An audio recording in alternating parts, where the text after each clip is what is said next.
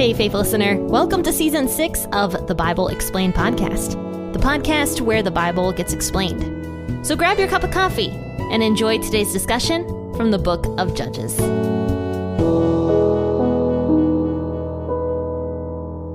Hello, faithful listeners, and thank you again for tuning in to the Bible Explained podcast on this lovely Friday morning. And you know what? I have an exciting announcement. Thank you to all of you faithful listeners who have continued to tune into the Bible Explained because the podcast just hit 500,000 downloads, which is so exciting. That is such a big number, and I couldn't have gotten there without you guys. And it's also showing how interested you guys have been in Scripture, which I think is really great. So once again, thank you to everybody. And I am doing a YouTube video to commemorate the 500,000 download mark. This YouTube video is going to be great. I just recorded it with my sister. We are going to reveal a CD that we made together. We are going to play one of the songs on that CD. And we're going to talk about it. And it's going to be great. And I am so excited to share the details of that CD with you guys. And you might be like, when did you make a CD? You'll be shocked to know that it is actually a legitimate CD. You can buy it online. But we are going to share the details of that CD, some of the crazy things that happened regarding that CD, because it had to do with the Independent Fundamental Baptist Church once again. And so we're going to talk about the CD, and we're also going to be talking about the IFB Church and some of the unhealthy beliefs they have regarding music. So that's the special episode that is coming up to celebrate the 500,000 download mark. So let's go ahead and read Judges chapter 7, verses 15 through 25 today. And this is going to finish up Gideon and the defeat of the Midian army. So I'll be reading this out of the WEB. Grab your cup of coffee or your cup of tea this morning, and let's jump in. It was so when Gideon heard the telling of the dream and its interpretation that he worshipped. Then he returned into the camp of Israel and said, "Arise, for Yahweh has delivered the army of Midian into your hand." He divided the 300 men into 3 companies, and he put into the hands of all of them trumpets and empty pitchers with torches within the pitchers. He said to them, "Watch me and do likewise. Behold, when I come to the outermost part of the camp, it shall be that as I do, so you shall do.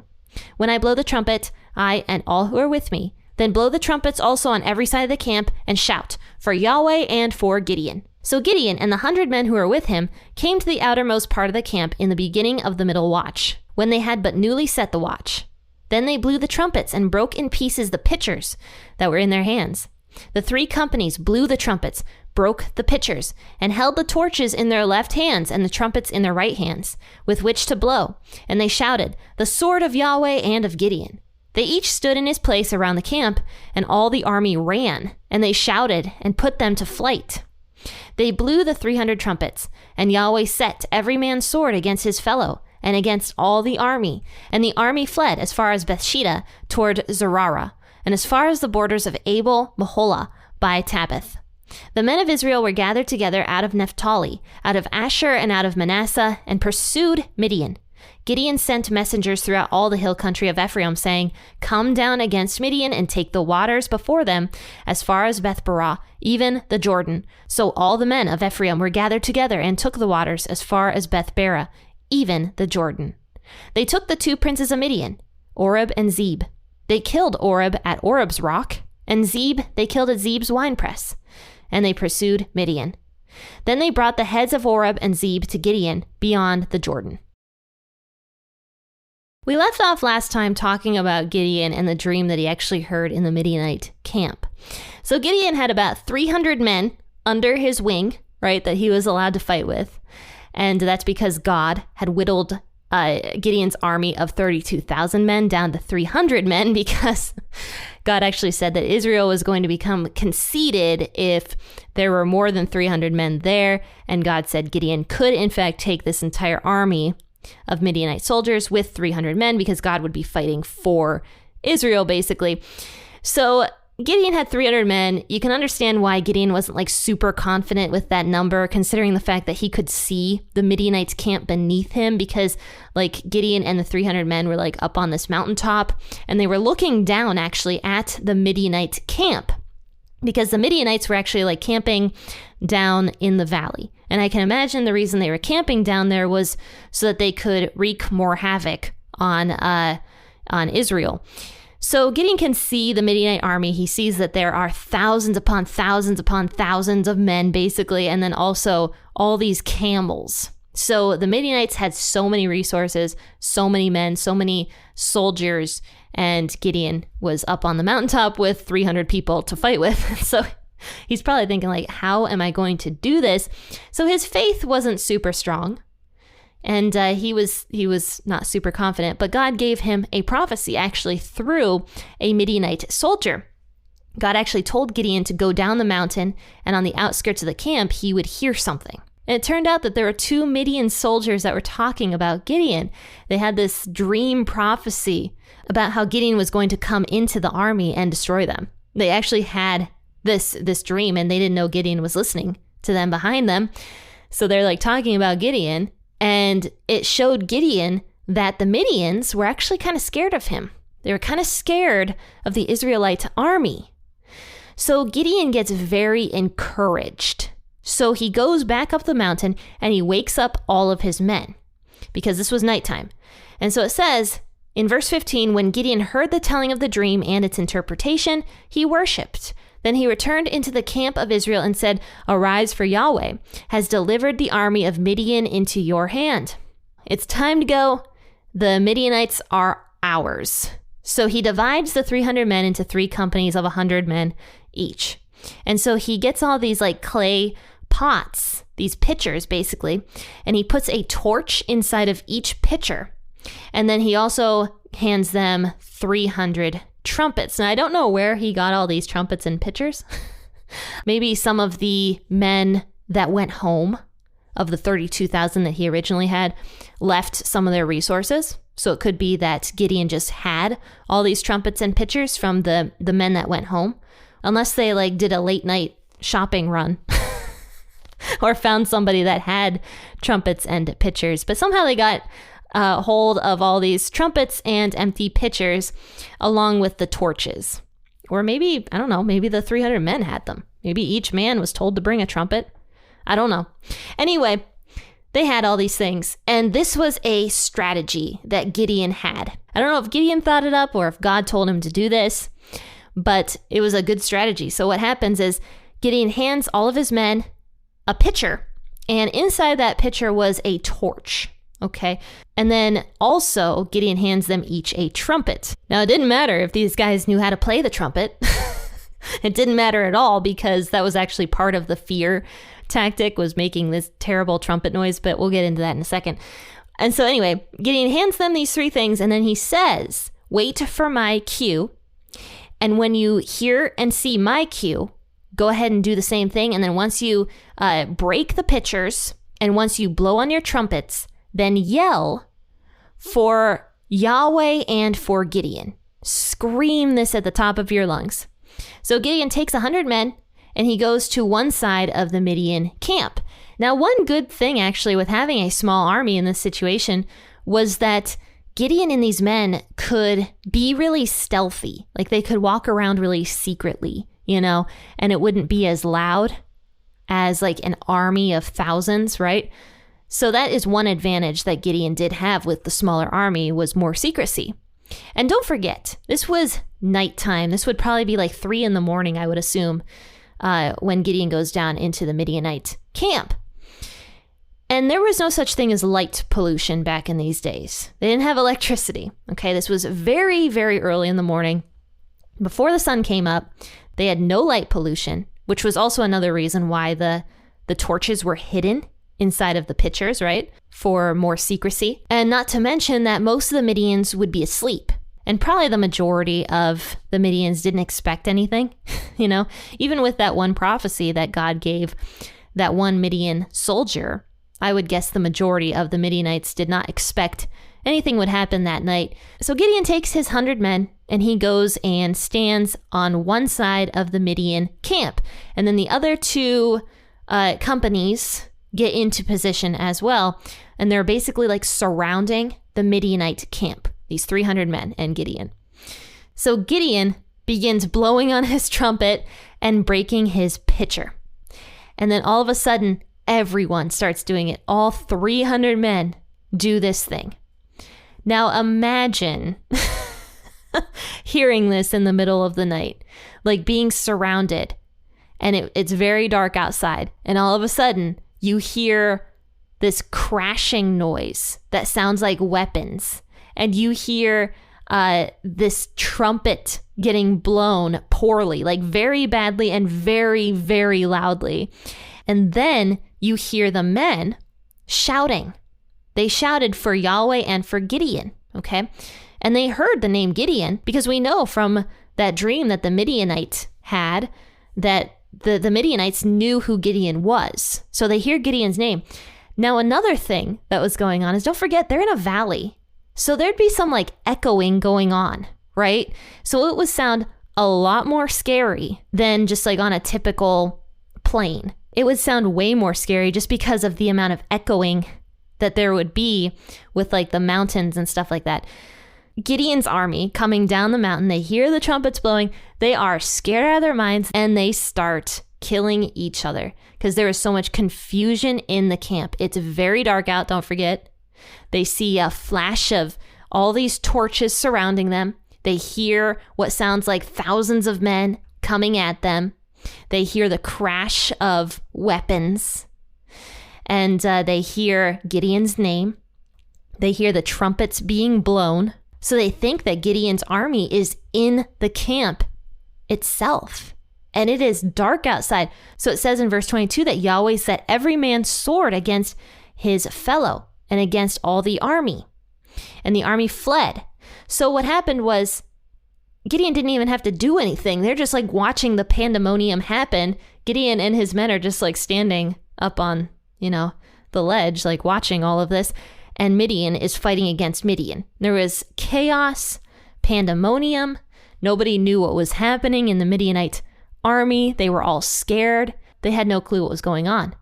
And then on top of that, they see somebody next to them in the darkness die, fall, and then they go and kill the person who killed that person. And then it would just continue in a cycle like that.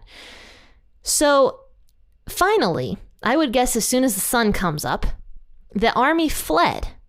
So whoever was left out of this entire chaos flees. And they were terrified. It actually says that they scream. They were screaming because they were afraid. Depending on the version you read, the WEB says that they shouted and then fled. So they were horrified. They were screaming, terrified. So now the initial battle is done. It was a wild success for Gideon because Yahweh, in fact, was fighting for Gideon. Gideon really had not much to do, it seems like. And so once the Midians flee, now it says that Gideon recruits soldiers out of Naphtali, out of Asher, out of Manasseh, and also out of Ephraim.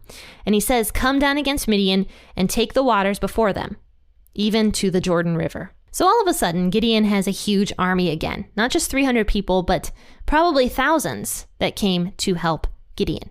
And it's very interesting how beforehand, Gideon had 32,000 men that were willing to go with him.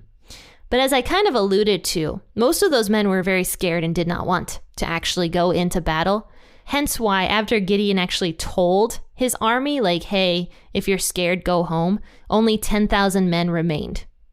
The majority of them were scared and did not want to go to battle. And I actually argued that the 300 men that God told Gideon to keep were the ones that actually wanted to go to battle. So out of 32,000 men, only 300 truly wanted to go into battle with Gideon, which is so terrible if you think about that. That's terrible numbers for all of Israel, for Israel being a nation with 2 million people. Only 300 men want to go to battle. But all of a sudden now, Gideon has a huge army again with Manassites and Naphtalites and Ephraimites. and what was the other one? Asherites.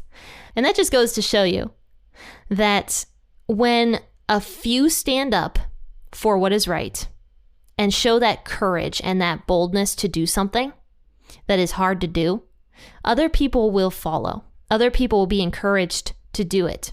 But how much cooler would it be to be part of the initial 300 that got to experience what these 300 men experienced? How much cooler would it be to be one of the few that stands up for what is right in the face of evil, even with persecution? And that's what God actually calls us to do. We aren't supposed to be fence sitters. Christians are not supposed to be fence sitters. There's a verse in Revelation that says that if a person is lukewarm, neither hot nor cold, but lukewarm, God is going to spit that person out of his mouth. It actually says spew, which is a little bit worse than spit. It's more like puking. He's going to puke you out of his mouth. Because the lukewarm water is disgusting. It is not good. When I want water, I want it nice and cold. I don't want any lukewarm, disgusting water. And I'm sure most of you guys would probably agree with that. Or I want hot water to boil my delicious cup of 7 Weeks coffee in. I want my water either hot or cold. I don't want anything in between. And so God says that the person that sits on the fence, the person that is in between, the person that's actually fearful to stand up for what they believe in, God is going to spit that person out of his mouth. Christians are called to be better than lukewarm. We are called to stand up in the face of opposition. Every single story that we read in Scripture about these men and women that did amazing things, they all have one thing in common. They took risks. And they didn't just take risks, but they also trusted in God through those risks. And think about the people that we have been discussing already in Scripture. Abraham was called to leave his comfy and very rich lifestyle to become a foreigner in a nation that he had no clue about anything in. That's a huge risk, but God called Abraham to do that. And Abraham was blessed because he took that risk. Think about Jael, the woman that we just finished discussing. She was the woman that killed Sisera. She took a huge risk of A, either Sisera killing her, or B, her husband finding another man in her tent and potentially stoning her for doing that. She took a gigantic risk, and she was called blessed among all women. And think about Gideon. He took a risk. Yes, his faith was weaker, I would say, than some of the other judges, but he took a risk. And now look at what's happening, as well as these 300 men that were willing to stand up with Gideon. They all got to experience this amazing miracle that God performed for them. So the one thing that all of these people have in common, they all took risks for God, for the truth. So that's what we're called to do. We are called to take risks, to be unafraid to take those risks, to be faithful to take those risks, and to spread and tell the truth. Because when we allow untruths to seep into our lives, or to seep into our church, or to seep into our families, or our government, or our communities, or anything else in our lives, that's when we start to have some serious, serious problems. We need to stand up for the truth. We need to take risks to stand up for the truth. And when we do, we're going to see that other people begin to join us. Just like Gideon all of a sudden had this very bold army that wanted to join him after the initial battle was done. Look at this. It says, the men of Israel were gathered together out of Naphtali, out of Asher, out of Manasseh, and pursued Midian. Gideon sent messengers throughout all the hill country of Ephraim, saying, come down against Midian, take the waters. So all the men of Ephraim were gathered together and took the waters, even to the Jordan. All of a sudden, all these Israelite men had this power, which apparently they didn't have before, but all of a sudden they have this power. They're able to do it. And that is what happens when one or two or just a few people stand up for the truth. Other people will start to follow. But how cool would it be if you're one of the few at the very beginning to stand up for the truth? Alrighty, faithful listeners, well, I hope you enjoyed today's episode, and stay tuned for that YouTube video that will be coming out very soon to commemorate the 500,000 download mark. And I am very excited about it because it's talking more about my IFB upbringing as well as my sister's experience in the IFB church and some of the crazy things that went on with that church denomination. So you're not going to want to miss that episode. I will link it as soon as it is done. Alrighty, faithful listeners. Well, I hope that you have a really, really great weekend. And I will see you all back on Monday for another episode out of Judges, but this time we'll be in Judges chapter 8 and moving forward in this amazing, very amazing book, I might add. All right, guys, I'll see you all. Have a wonderful weekend. Happy listening, and God bless.